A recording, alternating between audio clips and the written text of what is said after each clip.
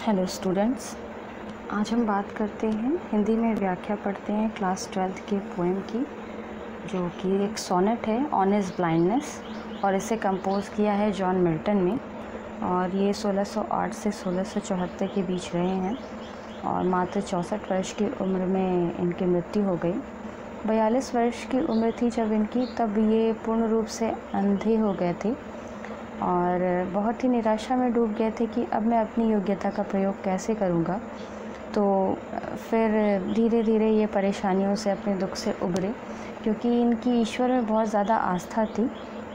तो कुछ ऐसे उन्होंने ही अपने बारे में, अपने आप को लेकर उन्होंने सोनेट बनाया, जिसमें ये एक उनकी उत्कृष्ट कोटि की पोएम है ऑन हिज ब्लाइंडनेस। ये एक सोनेट है, ये 14 लाइन की पोएम है।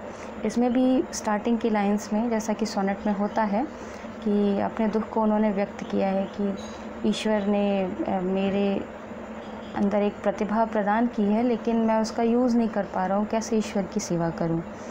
लेकिन फिर बाद में ही अपने बात को मना लेते हैं कि किस प्रकार से, नहीं, ईश्वर ने अगर कुछ किया है तो भी मैं अपनी योग्यता का किसी न किसी प्रकार से प्रयोग कर सकता हूँ। तो आइए चलते हैं, इसको देखते हैं क्या है इसमें एक्सप्लेनेशन में जॉन मिल्टन ने किस प्रकार से खूबसूरती से इस सोनेट में एक्सप्लेन किया है अपने दुख को, कष्ट को, और फिर किस प्रकार से उन्होंने पॉजिटिव में बदला है। When I consider how my light is spent, जब मैं यह जानता हूँ, समझता हूँ कि किस प्रकार से मेरी आँखों की रोशनी चली गई। एर हाफ माई डेज़, एर यानी पहले ही, हाफ माई डेज़ मेरी आधी उम्र गुजरने से पहले ही। In this dark world and white, और यह संसार मेरे लिए बिल्कुल अंधकारमयी हो गया है। एंड वाइट, और यह अंधेरा विस्तृत रूप से मेरे जीवन में छा गया है। एंड दैट वन टैलेंट, लेकिन एक मेरे अंदर एक योग्यता है, एक प्रतिभा है, which is dead to hide, और वो मेरी मृत्यु के पश्चात ही समाप्त होगा। लॉज विथ मी यूज़लेस, लेकिन अब वो प्रतिभा मेरे अंदर बेकार ही पड़ी हुई है, बेकार ही ठहरी हुई है। दो माई सोल मोर बेंट, लेकिन मेरी आत्मा तो कुछ और ही चाहती है, वो किसी और तरफ का रुख कर रही है, किसी और तरफ का झुकाव कर रही है। To serve there with my maker, मेरी आत्मा चाहती है कि मैं अपने बनाने वाले को, माई मेकर मीन्स ईश्वर जिसने मुझे बनाया है, कि मैं अपने बनाने वाले को, ईश्वर को, किसी न किसी प्रकार से योग्यता के माध्यम से या अपनी प्रतिभा के माध्यम से उनकी सेवा करूं। एंड प्रेजेंट, और उन्हें उपहार में दूं, माई ट्रू अकाउंट, अपना सच्चा लेखा जोखा।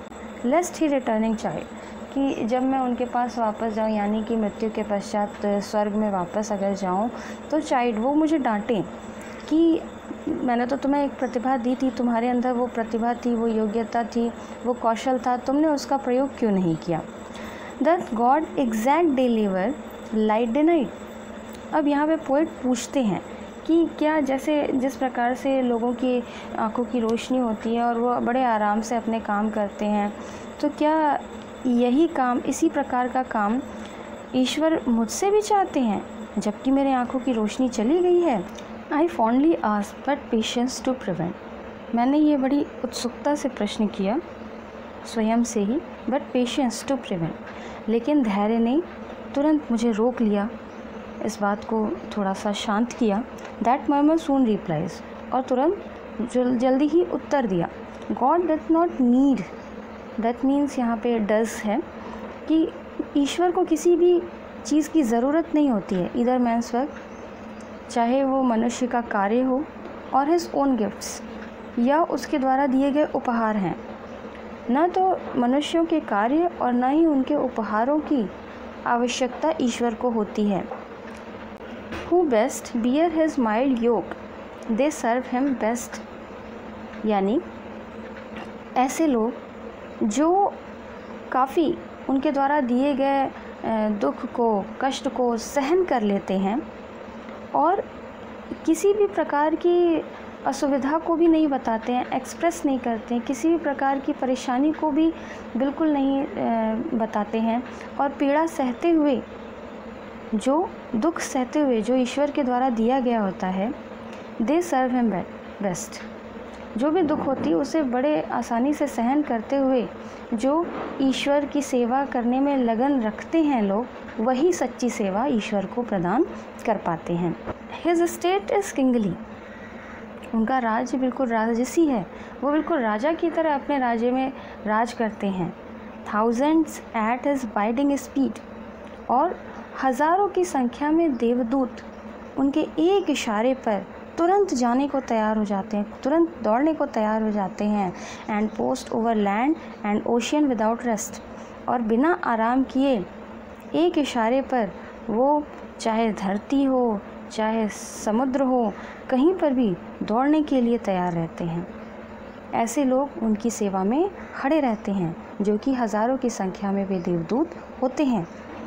दे also serve who only stand and wait, और कई ऐसे देवदूत भी होते हैं जो सेवा तो करना चाहते हैं, पूर्ण मनोयोग से सेवा करना चाहते हैं, लेकिन उन्हें उस समय मौका नहीं मिलता है, पर फिर भी वे वहीं पर सेवा देने के लिए, प्रदान करने के लिए खड़े रहते हैं और अपनी बारी का इंतज़ार करते हैं।